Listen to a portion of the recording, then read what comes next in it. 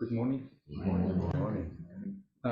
And if there's anybody watching from Iceland, maybe Poland, I think it's good evening there. So it's been 2 weeks since we opened this Ango, and time has gone by pretty fast, at least for me. The first week was kind of maybe excitement and everything was fresh, and but the second week reality kind of hits you maybe, and the schedule can become more difficult. But although we have the schedule to follow each day, where we sit sasen 6 times a day, we have formal or yogi meals, work practice, and study time. We also do have spare time where we rest and interact with each other. And during these first 2 weeks, those moments have been very special, where we have kind of come together and just kind of shared the space. And most of the time it has been in a very spontaneous way, I feel. Maybe just we have opened up some presents that the Zen Center has received, and it has kind of been like a very nice moment, eating ice cream together, and it doesn't have to be much, but it's very nice.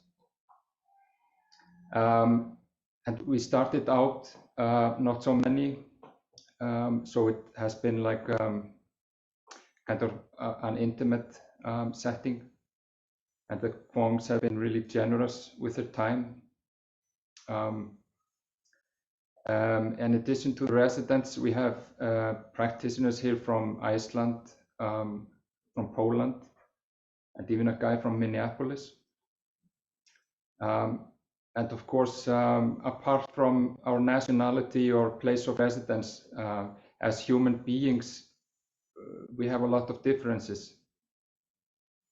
But it's interesting how people who come here seem to blend easily in and can easily fall into the practice.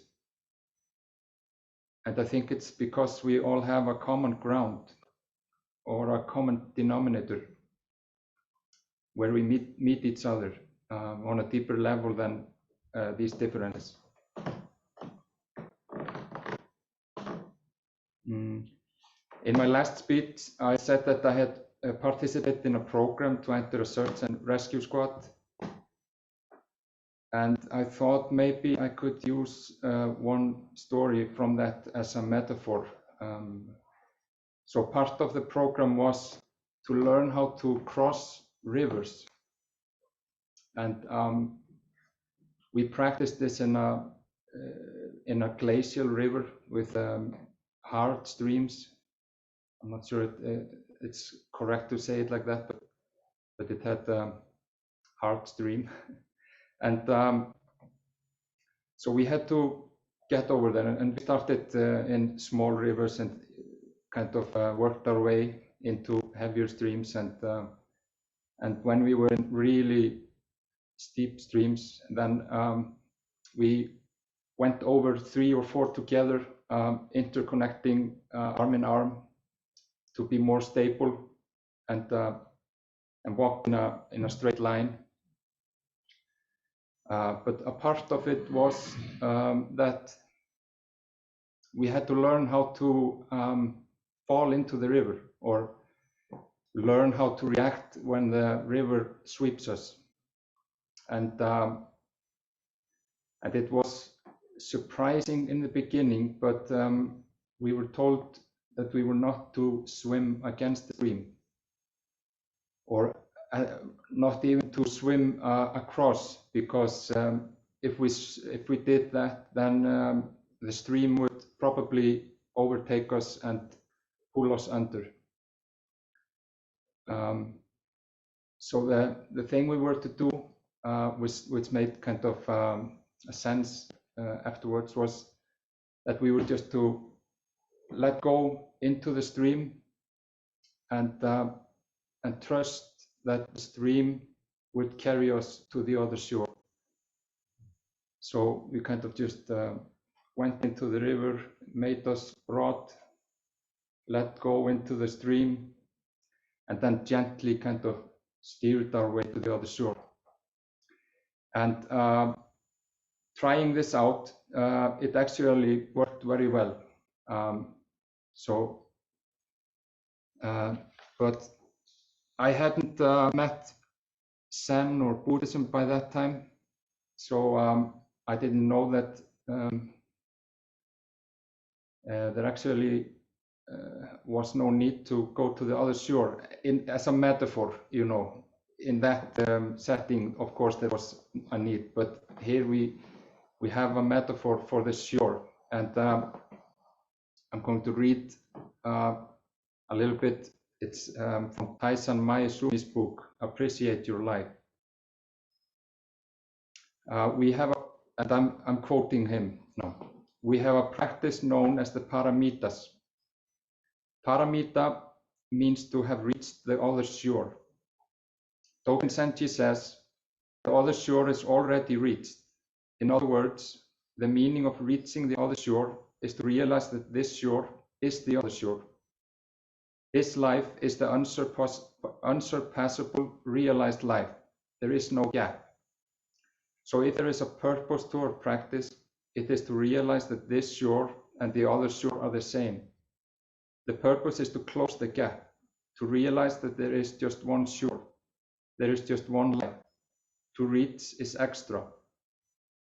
Until you realize that this shore where you stand, this life that you are living, and the other shore, the life of the Buddhas, are the same shore, you cannot appreciate your life to the fullest. The pitfall is always within yourself.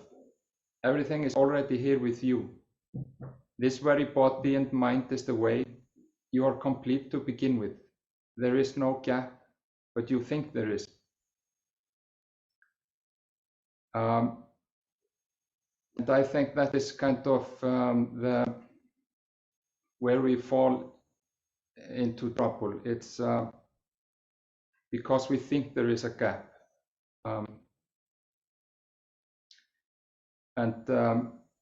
A part of this practice that we do here is to realize that that there is a deeper reality. And one way that Zen explains the existence of this gap is that we usually live our life in our own minds, in thoughts about how life should be or how we should be, completely unaware of our original perfect nature that exists in real reality beyond any concepts about it. And when I was trying to understand this, it was reading Katagiri's book, Each Moment is the Universe, that kind of, he has a metaphor there that I could relate to. And he says that when you swim on the surface of the ocean, your foot touches the bottom of the ocean. So he says that the surface of the ocean is kind of our everyday life, in our thoughts, that kind of are like the waves hitting us, and we are kind of going everywhere, going here and there. But at the same time, our feet touches the bottom of the ocean, and we're walking at the bottom of the ocean. And he goes on, in common sense, this is impossible, but it is really true. The surface of the ocean is the human world in a stream of time, the huge world we create through our memory, imagination, ambition, hope, and plans. That surface of everyday life is rooted in the absolute reality of the bottom of human life. So simultaneously, we have to know that we are at the surface in the everyday life, but at the same time, we are walking across on the stable ocean bottom. So according to Katakiri, in stream of time, everything exists separately from everything else, and everything is impermanent, constantly changing. But in the realm of space, things are not separate and independent. All beings are interconnected. The original pure nature of existence is the realm of space. And Zen is particularly interested in this aspect of life, but if you want to understand our life, we have to understand both. The practical, impermanent realm of time process and the interconnected, eternal realm of space.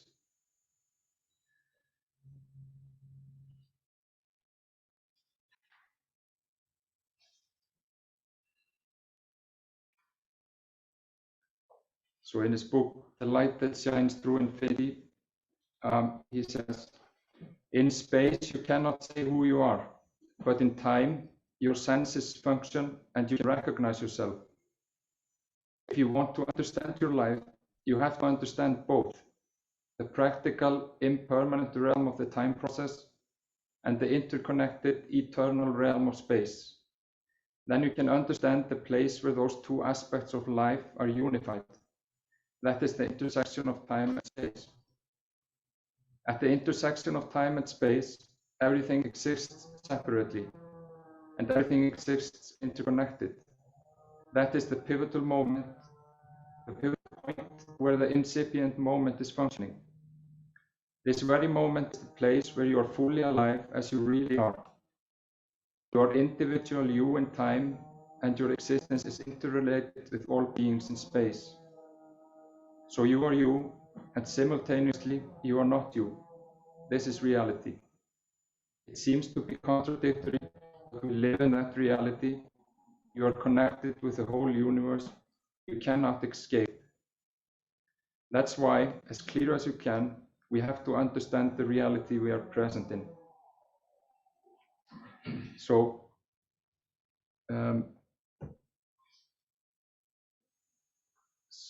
we are swimming on the surface of the ocean in time, but at the same time,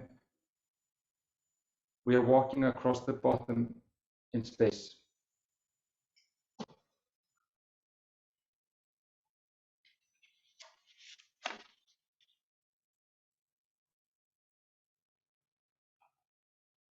Does it make sense?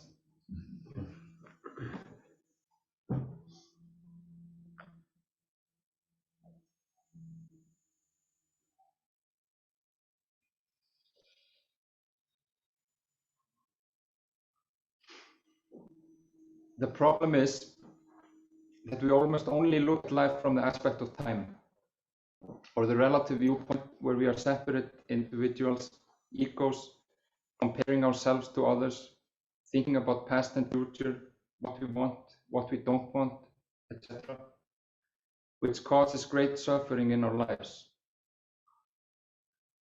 And we are kind of raised in education and culture to believe this to be our only reality. But in Zen, we are more interested in the absolute side, where everything is just as it is, and we all share a common ground. But in actuality, of course, there is no separation between them. There is no gap. Human life is always happening at the intersection of space and time. We are always simultaneously with our heads at the surface of the ocean and walking along its bottom. So our practice is to constantly try to realize our lives at these crossroads or intersection. And actually, we even have to go beyond these concepts. Our practice is to train our awareness sitting upright in Zazen, here in the Sento, and then to bring it with us into everything we do.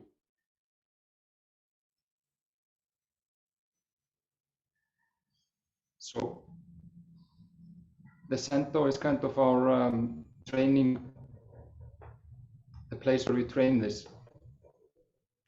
And we do it by sitting Zazen.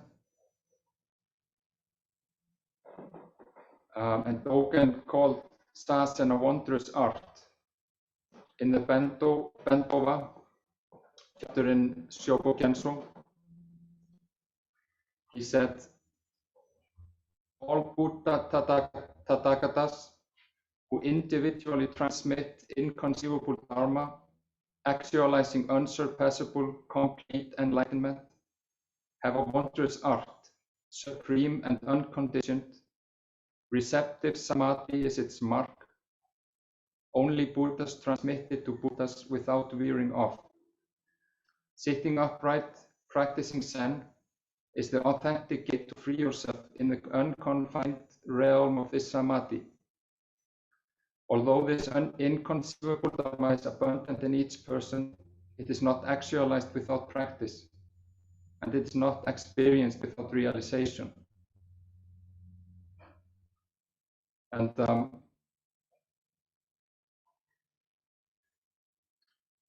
maybe this word samadhi is something that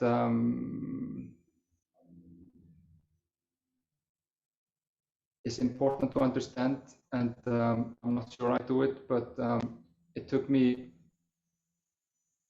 some time to kind of relate to it. But this samadhi that Dogen is talking about is when the self has settled in the self. I think that's the simplest explanation. And it's the small individual self that has settled in the big self of the universe.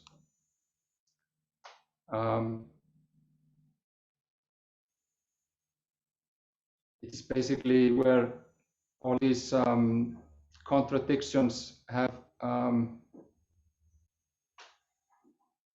when we just sit in the midst of them, when we just kind of unite with them, merge into them, and they drop off. We let go of them. But Dogen also says that this Zazen is not learning meditation, but it is the actualization of ultimate reality. It is not learning meditation in the sense that it is not something we do step by step, processing along the way, but from the beginning, we are already realizing or actualizing this reality. If a beginner sits for 1 minute, that's 1 minute of realization.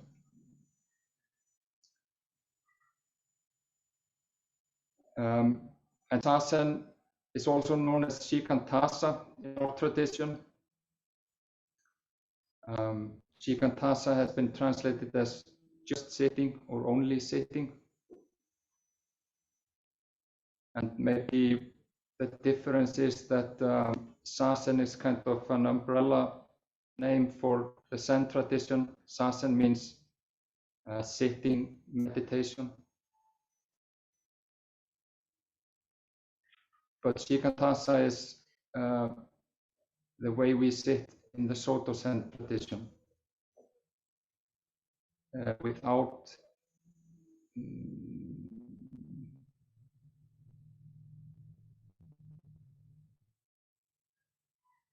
any object for the mind to work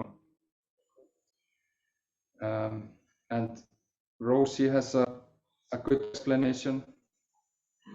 in Mind Sky, which I'm going to read. In Zazen, Samadhi eventually leads to Shikantaza, just sitting. It's actually becoming very still and doing nothing. Just sitting, that's all. Remaining disinterested in the incessant chatter of the thinking mind, which seems to go on forever. At least once in a 24-hour day, we can disengage from the usual interior dialogue that leads from one thought to another and another. This disengagement is the purpose of Shikantaza. In Shikantaza, we are sitting quietly, aware of sounds, especially of the sounds of the breath during exhalation. Shikan means directly or just. Ta is to strike or hit, and Sa is to sit. Literally, hit, sit. Hit, sit suggests something viscerally, physically present. The instant you hit something, you merge with it. In Shikantaza, you not only become one with sitting, you are the sitting. There's no dualism, hit, sit, no gap between subject and object. This is prasna or inherent wisdom. To experience this, even for just a moment, is to witness profound simplicity, utterly without embellishment. What could be simpler than just sitting down, not doing anything? You feel fluidity, warmth in your heart, body and hands. To experience this isn't chattering or mind-blowing, but you are totally alive in the present moment. In Shikantaza, there's no past, no future, maybe not even present.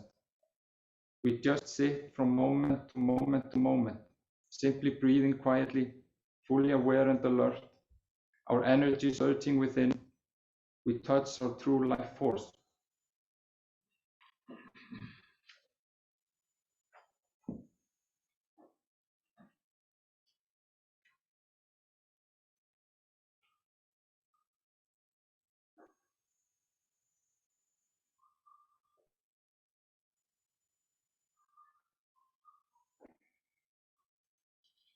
So in this Shikantaza, we are kind of instructed on the posture and maybe to deepen the breath. But then we are not told much about what to do with the mind.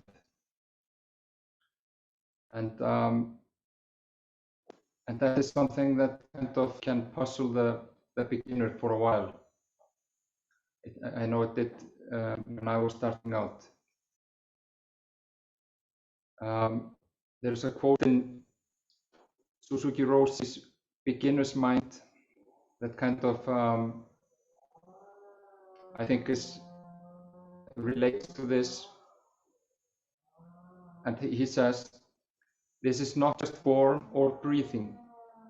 It expresses the key point of Buddhism. It is a perfect expression of the Buddha nature. If you want true understanding of Buddhism, you should practice this way. These forms are not a means of obtaining the right state of mind. To take this posture itself is the purpose of our practice. When you have this posture, you have the right state of mind.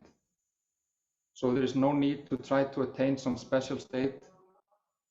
When you try to attain something, your mind starts to wander about somewhere else. When you do not try to attain anything, you have your own body and mind right here.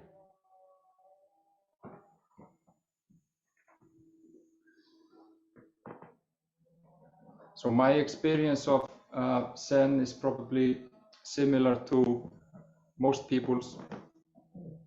At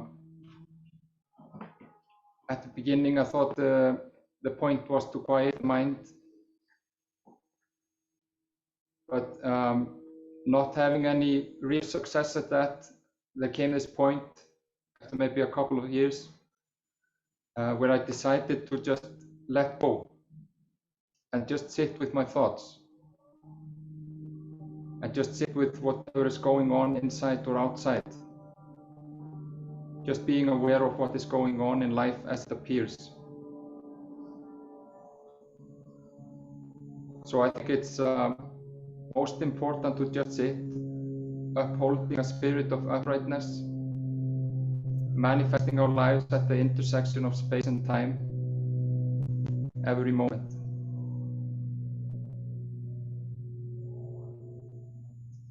And of course, this is not easy to do, and not something we can be thinking about while sitting, wondering if we are at the crossroads, if we are truly manifesting life at these crossroads, and what we should do with our mind. I think that is not Shikantasa, but to just sit and let everything rest as it is. And there's maybe one more thing, or probably a lot of things, but when I was reading this out, there was writing this out, there was the concept of trust or faith, in that this is actually how it is in reality, that we are these two opposites, or are something that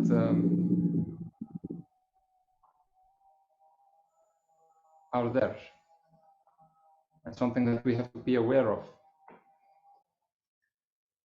And to trust that while we are swimming on the surface, we are also walking on the ocean bottom.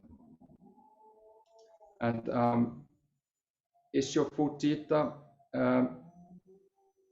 wrote that something that kind of explained it to me at the time. He said that in order for us to be able to sit upright in sasen without gaining mind, we must foster a certain conviction within ourselves. If we do not, then no matter how much we shout in a big voice, nothing to gain, nothing to realize, it will be limited to just a slogan at best, and the contents of our actual sasen will tend to be an extension of the usual gaining mind. This conviction is, right now, no matter what the circumstances may be, there is no need to add anything and no need to remove anything. The present has nothing lacking and nothing extra. It is absolutely perfect as it is. It is perfect and faultless with nothing lacking, and this is precisely why the present can attain the present here as the present. To try by means of your own speculation and plans to do something about the present so that it is something else is nothing more than useless escape. You are missing the present and only floating in the air because you want to escape. This is nothing other than a deep insight into the true nature of the present and ourselves. I think you said that upright sitting with no gaining mind is the concrete form of absolute acceptance that embraces all things as they are in here and now. Behind this, there must be the understanding that the present is perfect and absolutely regardless of what we think about it. The faith that we can completely surrender ourselves unconditionally to the present. It is when sasen is back with this faith understanding that it becomes possible to do just sitting without seeking anything and without bringing in any objectives or intentions. Something that is extremely pure but not easy to do.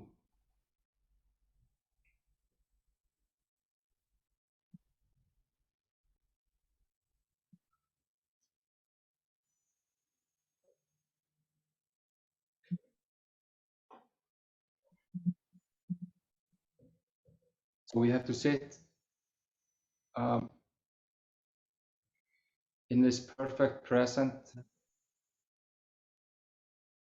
but it doesn't mean that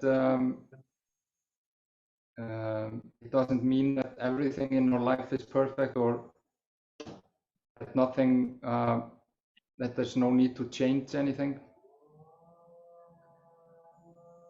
It just means that at the bottom of life, everything is perfect. And from that certainty, or with that understanding, we can gently steer ourselves in another direction if we feel so. And I think that maybe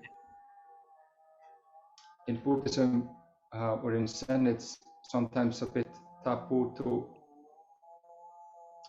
talk about having an aim or to want to change things. But I think that as long as we have this understanding that this present moment is perfect as it is, then maybe we can work ourselves towards what we want. But we can never change the present.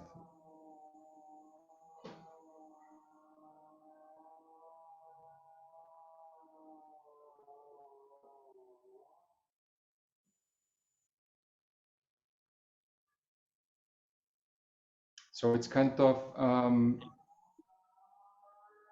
to trust and let go,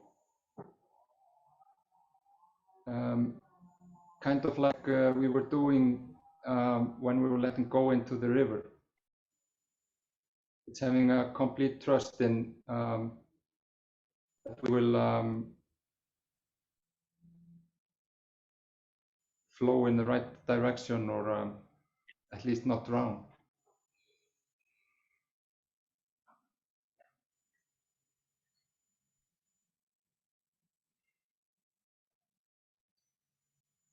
So Sikantasa is just to sit and hit the moment as it is over and over and over.